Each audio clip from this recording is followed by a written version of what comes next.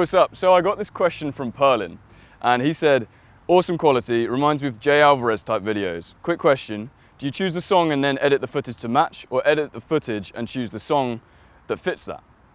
And thanks very much for noticing the comparison to that. I actually made it, like Jay Alvarez's Dream World video inspired me to make that video, so you're awesome for noticing, thank you. I filmed this video in Tarifa where I was getting interviewed by my boy Chris, and it's a really cool interview. We touched on a few topics, but I definitely answered that question within the interview.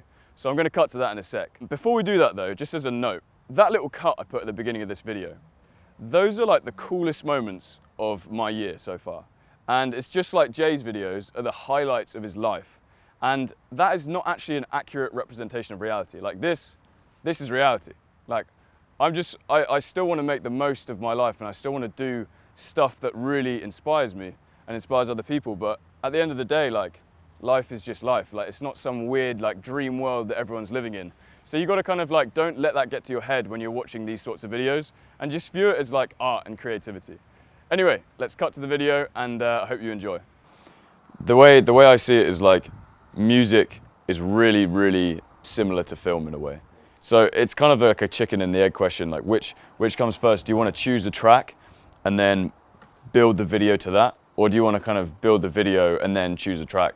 What I personally do is I'll film for a day, and I'll try and get like, the first day, just film as much as I can. And then I'll basically just chop it all up, get the best bits from the footage and just lay it out. And then I can kind of see what the video is going to be like. Then I can kind of see the general kind of like the energy of it. Like, is it like going to be a high tempo thing, like an action thing? Is it going to be really chilled out? And then from there I can kind of like build on it.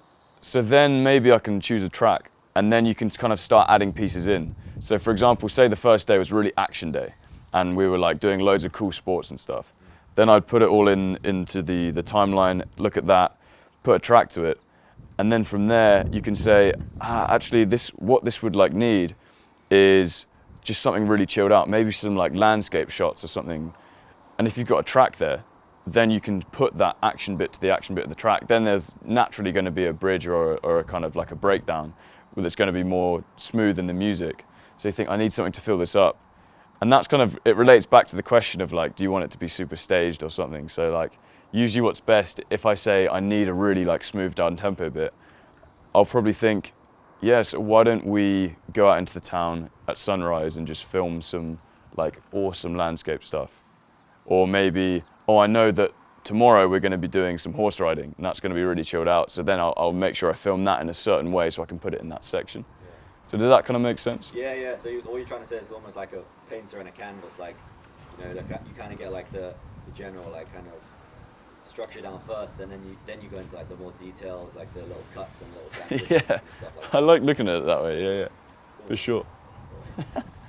It's a very artistic way of putting it, but I like it. We're getting like proper like arty about the subject. I'm a arty metaphorical guy. Yeah, I can tell. Yeah.